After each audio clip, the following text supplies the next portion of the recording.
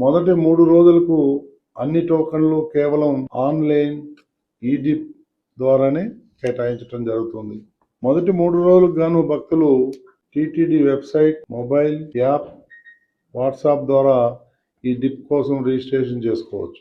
ఇది తెలుగు, తమిళ, కన్నడ, హిందీ, ఇంగ్లీష్ భాషల్లో అందుబాటులో ఉంటాయి. రిజిస్ట్రేషన్ లో పారదర్శకత పాటించేందుకు ఈ విధానం అమలు చేయాలని చెప్పేటువంటి నిర్ణయాన్ని బోర్డు తీసుకోవడం జరిగింది. నవంబర్ 27 నుండి 1వ తేదీ వరకు భక్తుల టోకన్ల కోసం రిజిస్ట్రేషన్ చేసుకోవచ్చు. డిసెంబర్ 2వ తేదీన డిప్ లో ఎంపికైన వారికి దర్శన సమాచారాన్ని పంపించడం జరుగుతుంది.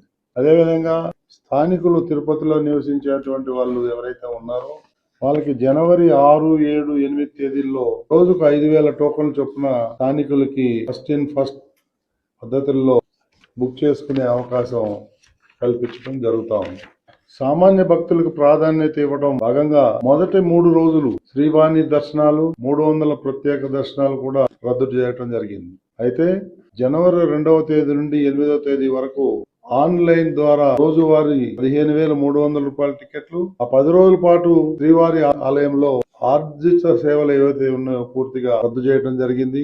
ప్రివిలేజ్ దర్శనాలు ఏవైతే ఉన్నాయో వాటిని కూడా రద్దు చేయడం జరిగింది.